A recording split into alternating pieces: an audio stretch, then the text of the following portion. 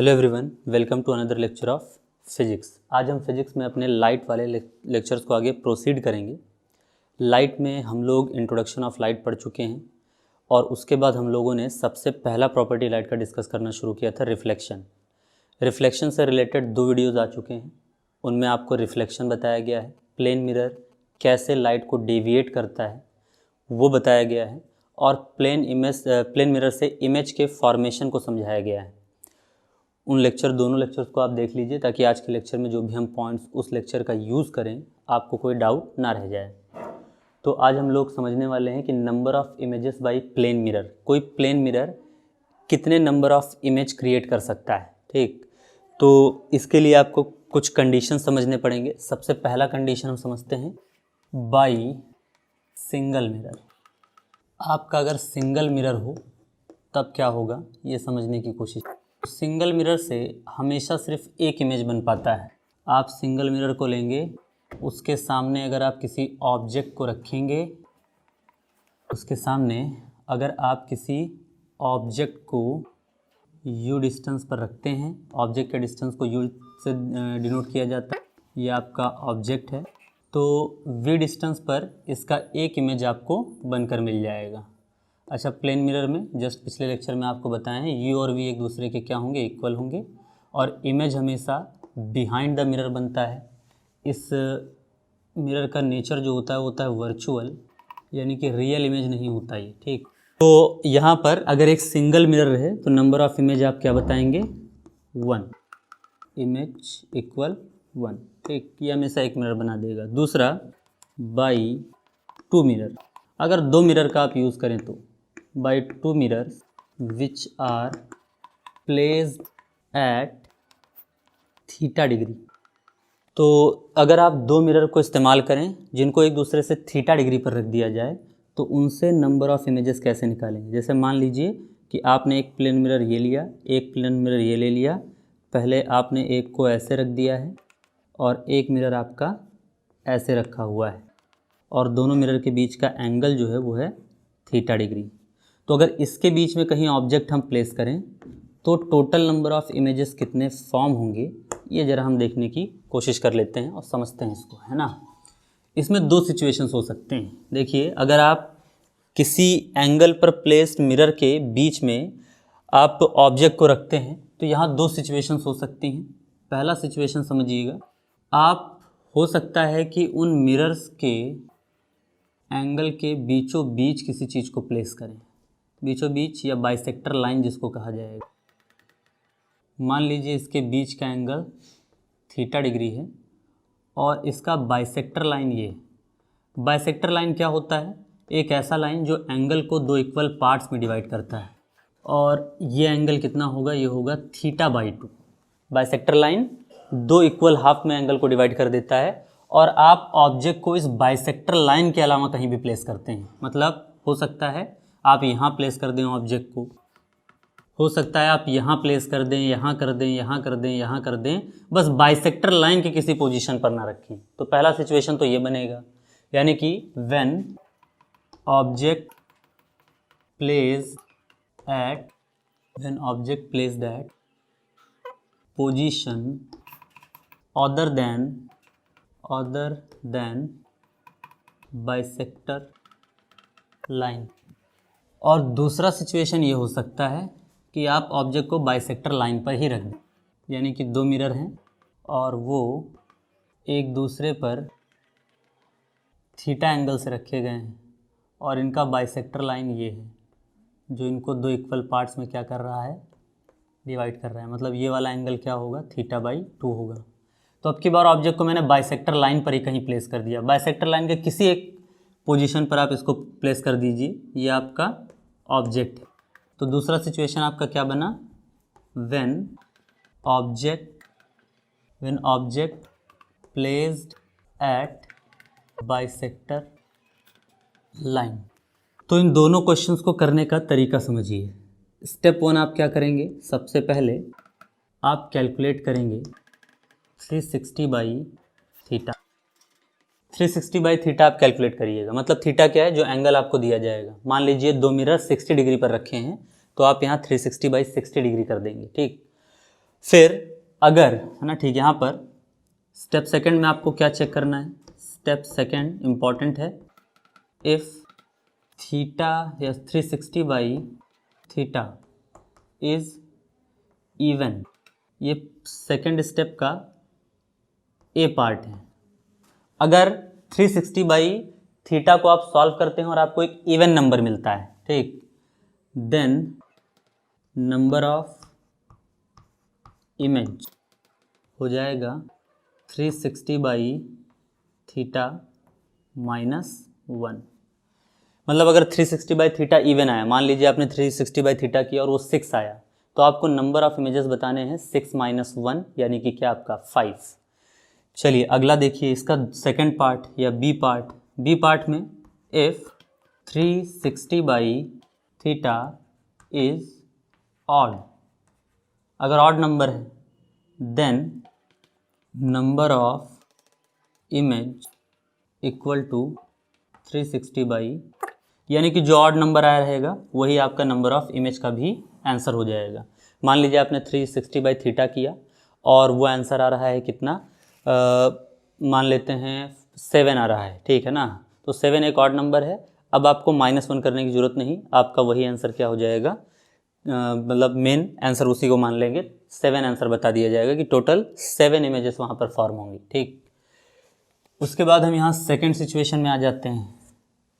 यहाँ पर भी आपको नंबर ऑफ़ इमेजेस बताने हैं, तो यहाँ देखिए नंबर ऑफ़ इमेजेस सीधा सीधा फार्मूला होता है, नंबर ऑफ़ इमेजेस का सीधा फार्मूला होता है 360 बाई थीटा माइनस 1।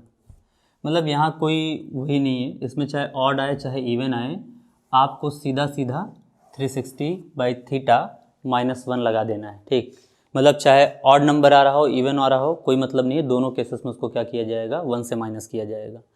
तो इस तरीके से अगर सिंगल मिरर है तो टोटल नंबर ऑफ इमेजेस सिर्फ 1 बनेंगे, लेकिन 2 मिरर हैं तो 2 मिरर में 2 चांसेस हो सकते हैं। हो सकता है कि आप बाइसेक्टर लाइन से अलग कहीं पर बैठे हों 2 मिरर के बीच में, और हो सकता है कि आप बाइसेक्टर लाइन पर बैठे हों। अगर बाइसेक्टर लाइन पर नहीं है, उसके अलावा किसी पोजीशन पर हैं, तो आपको नंबर ऑफ इमेजेस कैलकुलेट करने के लिए 2 स्टेप्स अपनाने पड़ेंगे। पहले 360 बाई थीटा सॉल्व करिए, इवन आया है तो एक घटाकर आंसर बताइए, ऑड आया है तो वही आंसर बताइए। और अगर बाइसेक्टर लाइन पर है तो 360 बाई थीटा माइनस 1, मतलब इवन आए ऑड आए उससे कोई लेन देन नहीं, वही फार्मूला आपको सीधा याद रखना है, आपको टोटल नंबर ऑफ इमेजेस मिल जाएंगे, ठीक। तो इस तरीके से प्लेन मिरर के केस में आपको नंबर ऑफ इमेजेस का क्वेश्चन क्या करना है, सॉल्व करना है। नंबर ऑफ इमेजेस का क्वेश्चन इस तरीके से आपको पूछा जाएगा, आप इसको सॉल्व कर बता सकते हैं। मैं यहाँ पर एक एग्जाम्पल लिख देता हूँ। मान लीजिए कि यहाँ पर हम रख देते हैं 90 डिग्री, और 90 डिग्री पर रखने के बाद एक ऑब्जेक्ट जो है वो यहाँ पर प्लेस्ड, ये आपका ऑब्जेक्ट 2 प्लेन मिरर के बीच में रखा गया। अब ये तो बात साफ है कि ये बाइसेक्टर लाइन पर नहीं है, बाइसेक्टर लाइन कहीं है इसके बीचों बीच में होता तब दिखाया देता है। अच्छा, बाइसेक्टर लाइन का क्वेश्चन आएगा ना तो वो ऐसे एक डॉटेड लाइन दिखा देंगे और उसी पर ऑब्जेक्ट रखेंगे, तो आपको हिंट मिल जाएगा कि वो बाइसेक्टर लाइन पर है। यहाँ ऐसा कुछ हिंट नहीं दिया है, अपने को यहाँ थीटा मिला है कितना, 90 डिग्री। तो हमें नंबर ऑफ़ इमेजेस निकालना है, तो सबसे पहला, क्योंकि बाइसेक्टर लाइन वाला केस है नहीं, तो सबसे पहला स्टेप आपको बताएं क्या, सॉल्व कर लीजिए 360 अपॉन थीटा। तो 360 अपॉन थीटा सॉल्व करेंगे, क्या आएगा 360 बाई 90, ये कट जाएगा और ये कितनी बार जाएगा, 4 टाइम्स, 4 आया है। देखिए ये वाला केस है, इवन आ चुका है, तो नंबर ऑफ़ इमेजेस क्या बताएंगे, number of images equal 360 by theta minus 1। 360 by theta 4 आया है, -1, यानी कि total number of images observable होंगे 3। आप 3 इमेजेस ऑब्जर्व कर पाएंगे, ठीक। अच्छा, एक बात और है, यहाँ पर ये जो हम 1 माइनस कर रहे हैं, दिक्कत क्या है, बात ये होती है कि जब आप यहाँ पर इवन नंबर के इमेजेस बनते हैं तो उनमें से 2 इमेजेस एक दूसरे के ऊपर कॉन्साइड हो जाते हैं। बनते 4 ही हैं लेकिन दिखते आपको कितने हैं, 3 हैं, तो इसलिए यहाँ पर ऐसा सिचुएशन दिखाया जाता है। तो ये आपका पहला पॉइंट था आज के लेक्चर का, number of images by plane mirror. Single mirror का यूज कर आप एक ही इमेज बना सकते हैं, और डबल मिरर का यूज कर आप डिफरेंट काइंड ऑफ नंबर्स के इमेजेस का फॉर्मेशन कर सकते हैं। सिचुएशन आपके सामने है, दोनों पॉइंट्स को अच्छे से क्लियर करिए, इसका स्क्रीनशॉट लीजिए, हम लोग अगले पॉइंट की तरफ बढ़ जाते हैं। चलिए ठीक, तो इसके बाद हम लोग अगली चीज़ देखते हैं। देखिए दूसरी चीज़ आज हम लोग प्लेन मिरर से रिलेटेड पढ़ेंगे। Length of mirror to observe full image of object. किसी ऑब्जेक्ट का फुल इमेज, टोटल इमेज देखने के लिए आपको कितने लेंथ का, कितने मिनिमम लेंथ का मिरर लेना चाहिए, ये हम लोग ज़रा डिस्कस कर देखते हैं। चलिए हम यहाँ मान लेते हैं कि एक आदमी है जिसकी टोटल हाइट कैपिटल H है और इसके आइज से थोड़ी हाइट कम होगी ना, आइज थोड़ा हेड से नीचे होता है। आई से इस फ्लोर का डिस्टेंस जो है हम लोग मान लेते हैं स्मॉल है। ये हेड से डिस्टेंस है और ये आई से डिस्टेंस है। हम नीचे लिख भी लेते हैं H फुल हाइट और small h height from eyes. तो आपको अपने सामने कितने लेंथ का मिरर लेना चाहिए अगर आप अपना फुल इमेज उसके अंदर देखना चाहते हैं, और उसको ज़मीन से कितने ऊपर लगाना चाहिए। तो देखिए आपको जो मिरर लेना चाहिए उस मिरर का लेंथ होना चाहिए, इस मिरर का आपको लेंथ रखना चाहिए आदमी के टोटल हाइट का आधा, और इसको ज़मीन से कितने ऊपर लगाना चाहिए, तो आदमी के आँखों के हाइट से आधे पर। अगर आप ये सिचुएशन मेंटेन करते हैं तो आप अपना पूरा का पूरा इमेज यानी कि पैर से लेकर सर तक को शीशे में पूरा का पूरा देख पाएंगे। भाई मिरर हमारे घर में छोटा सा भी होता है तो क्या उसमें हम अपना पूरा इमेज ऑब्जर्व कर पाते हैं? एक अगर आप नज़दीक से खड़े होकर देखें तो आपको सिर्फ चेहरा दिखाई पड़ता है, लेकिन अगर आप अपना फुल इमेज देखना चाहते हैं तो मिनिमम किस लेंथ का आपको मिरर लेना चाहिए? जितनी आपकी हाइट है जस्ट उसके आधे हाइट का आप मिरर ले लीजिए, और आपके आँखों से आपके ज़मीन तक की जो ऊंचाई है उसके आधे ऊंचाई पर उस मिरर को क्या करिए, ऊपर की तरफ सेट करिए। आप फिर किसी भी डिस्टेंस पर खड़े होकर अपने इमेज को फुली क्या कर सकते हैं, ऑब्जर्व कर सकते हैं। ठीक, तो यहाँ पर जैसे मैं एक एग्जांपल आपके लिए लिख देता हूँ। A man have height of 180 centimetre from his head what should be minimum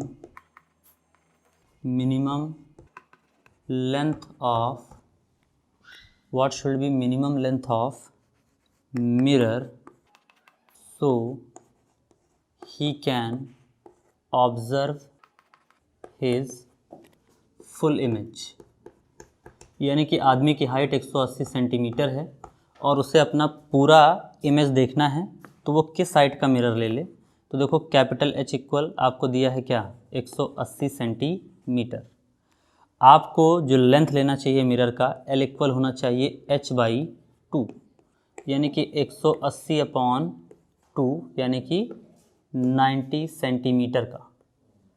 तो 90 सेंटीमीटर का अगर आप क्या ले लेंगे, मिरर ले लेंगे, तो आप अपने हाइट को या अपने पूरे इमेज को उस मिरर में क्या कर पाएंगे, देख पाएंगे, कंप्लीटली उसको फील कर पाएंगे। ठीक, तो इस तरीके से हाइट से रिलेटेड क्वेश्चन आपका प्लेन मिरर पर पूछा जाता है कि आपको किस मिनिमम लेंथ का मिरर यूज़ करना चाहिए। चलिए, तो ये बात, इसका स्क्रीनशॉट ले लीजिए और ये बात आप नोट कर लीजिए। इसके बाद हम लोग अगली चीज़ को समझते हैं प्लेन मिरर से रिलेटेड। ठीक, चलिए अगला जो चीज़ हम लोग को समझना है, देखिए motion of object in front of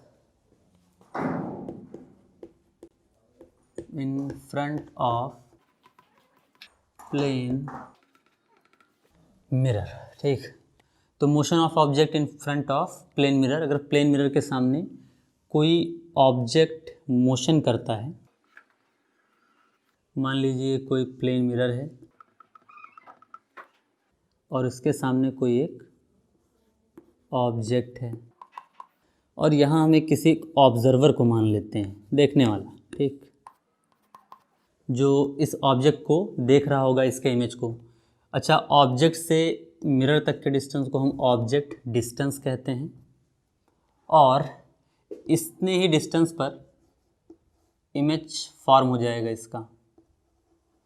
यहाँ पर एक वर्चुअल इमेज का क्या हो जाएगा, फॉर्मेशन। मान लीजिए कि अगर ये ऑब्जेक्ट अभी इनिशियल यहाँ पर है, इनिशियल का मतलब होता है t=0 पर, लेकिन कुछ टाइम बाद या t सेकेंड में ये x डिस्टेंस मिरर की तरफ क्या कर गया है, मूव कर गया है। कितने सेकेंड में, t सेकेंड में। ये भी उठकर यहाँ चला आया। देखो, मिरर अगर x सेंटीमीटर आगे आएगा तो अगर ऑब्जेक्ट मिरर की तरफ x सेंटीमीटर बढ़ा है तो इमेज भी बढ़ेगा, क्योंकि जितने डिस्टेंस पर ऑब्जेक्ट होता है प्लेन मिरर में, उतने डिस्टेंस पर क्या होता है, मिरर भी होता है। तो यानी कि ये भी 1 सेंटीमीटर क्या आ जाएगा आगे। इनिशियली t=0 पर ये यहाँ था, और अब t सेकेंड पर ये यहाँ पर आ चुका है। तो अगर आप t सेकेंड पर यहाँ देखें कि वेलोसिटी कितना रहा है ऑब्जेक्ट का और ऑब्जर्वर का, तो आप देखेंगे कि दोनों का वेलोसिटी सेम आएगा, है ना। सबसे पहले हम वेलोसिटी ऑफ ऑब्जेक्ट निकाल लेते हैं। तो वेलोसिटी इज इक्वल टू हो जाएगा आपका डिस्प्लेसमेंट अपॉन टाइम। तो डिस्प्लेसमेंट कितना किया है, वो x किया है, टाइम कितना लगाया है, t ही सेकंड लगाया है, 0 से t सेकंड। तो वेलोसिटी आ गया आपका ऑब्जेक्ट का। दूसरा चीज़ हम कैलकुलेट कर लें, वेलोसिटी ऑफ इमेज। तो इमेज ने भी t सेकंड में कितना डिस्टेंस ट्रेवल किया है, x, यानी कि t, तो vi। देयरफॉर हम कह सकते हैं कि किसी मिरर के सामने ऑब्जेक्ट का वेलोसिटी हमेशा इमेज के वेलोसिटी के क्या होता है, बराबर होता है। दोनों वेलोसिटीज़ एक दूसरे से बराबर रहती हैं। मतलब अगर मैं 10 मीटर पर सेकंड से प्लेन मिरर की तरफ जा रहा हूँ तो मेरा इमेज मिरर की तरफ 10 मीटर पर सेकंड से आ रहा होगा। अगर मैं 10 मीटर पर सेकंड से मिरर से दूर जा रहा हूँ तो आपका इमेज भी मिरर से 10 सेंटीमीटर या 10 मीटर पर सेकंड से इमेज के या मिरर के अंदर की तरफ दूर जा रहा होगा। सेम वेलोसिटी से दोनों मूव करते हैं, चाहे मिरर की तरफ और चाहे मिरर से दूर। लेकिन यहाँ चांस दो बनते हैं, ज़रा समझिएगा। यहाँ वेलोसिटी जो है वो 2 कंडीशन में पूछी जाती है। कौन से कंडीशन में, ज़रा समझते हैं हम लोग।